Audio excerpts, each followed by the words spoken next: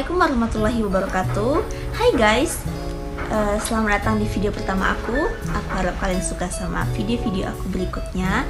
Perkenalkan, nama aku Sherina Rizka. Ini kalian bisa panggil aku dengan berbagai macam nama, tapi teman-teman aku pada manggil aku Sasha. Oke.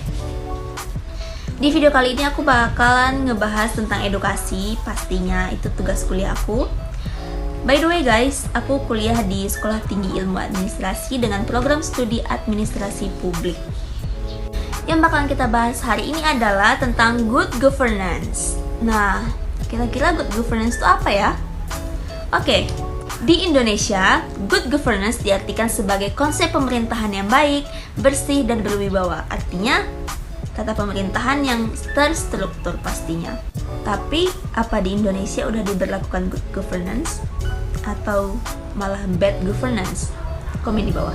Oke, kali ini kita bakalan ngebahas tentang kesenjangan sosial yang berakibatkan kesenjangan ekonomi. Apa aja? Kita bakal bahas satu persatu. Oke, ada artikel yang membahas tentang 120 juta orang masuk ke dalam jurang kemiskinan imbas corona. Wow, Bank Dunia memperkirakan kesenjangan ekonomi di antara si kaya dan si miskin kena akibat virus COVID-19. Dengan adanya COVID-19 bisa meningkatkan kesenjangan ekonomi, ini tidak hanya terjadi di Indonesia, tapi juga di negara-negara lain. Wow. Nah, atas kesenjangan ekonomi tersebut, pemerintah berlakukan 3 kebijakan. Pemerintah mengatakan kebijakan ini bersifat aksi afirmasi untuk mencegah terjadinya reaksi negatif terhadap pasar sistem demokrasi, sekaligus mencegah terjadinya friksi akibat konflik sosial di masyarakat. Kebijakan ekonomi berkeadilan yang dikeluarkan oleh pemerintah itu antara 3. Yang pertama, kebijakan berbasis lahan. Kedua, kebijakan berbasis kesempatan. Yang ketiga, kebijakan berbasis peningkatan kapasitas sumber daya manusia atau SDM.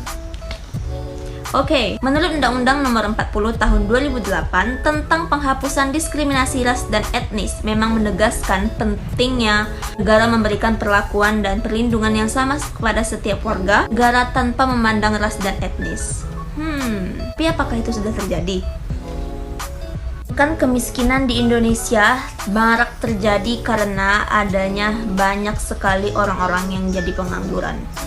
Loh, tapi pemerintah sudah memberikan lowongan pekerjaan yang banyak untuk orang-orang.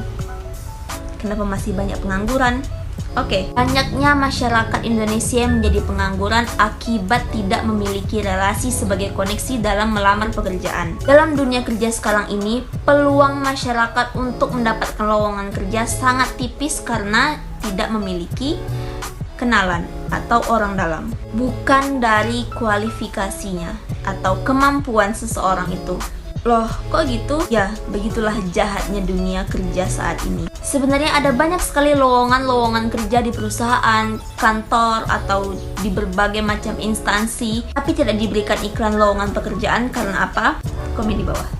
Nah, biasanya ini disebabkan karena mereka yang memiliki kerabat, kenalan, sahabat, atau teman, biasanya mereka memasukkan orang itu untuk bekerja di tempat mereka bekerja. Tujuannya apa? Karena memang ingin membantu orang-orang tersebut. Memang ada yang mengikuti prosedur dan tata cara yang berlaku di Indonesia, misalnya kirim lamaran, mengikuti wawancara, dan tes. Namun, sayangnya, hal ini banyak hanya sebagai formalitas dalam instansi tersebut karena untuk kelengkapan data mereka. Melihat fenomena seperti ini dalam hati aku tuh pengen ketawa sebenarnya. Ketawa aja dengan kelakuan-kelakuan orang yang memiliki jabatan tapi tidak dimanfaatkan dengan benar dan mengajak hampir semua kerabatnya bekerja di tempat dia bekerja. Memang semuanya tidak seperti apa yang aku bilang tadi guys. Ada beberapa instansi yang memang betul-betul mencari pekerjaan sesuai dengan kualitas kita. Kira-kira kalau itu diberlakukan terus-menerus dari tahun ke tahun, apakah Indonesia akan mendapatkan julukan good governance? I think no guys.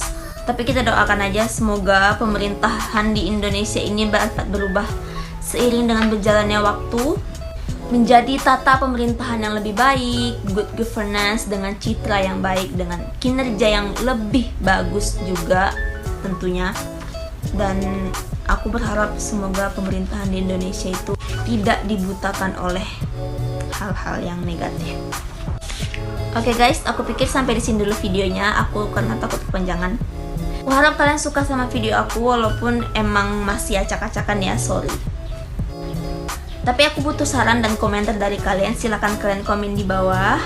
Kalau kalian suka dengan channel aku, kalian boleh subscribe dong. Like-nya juga jangan lupa. Kasih aku saran untuk buat video apa lagi selanjutnya. Semoga aku lebih baik lagi dalam pembuatan video. Thank you guys. Assalamualaikum warahmatullahi wabarakatuh.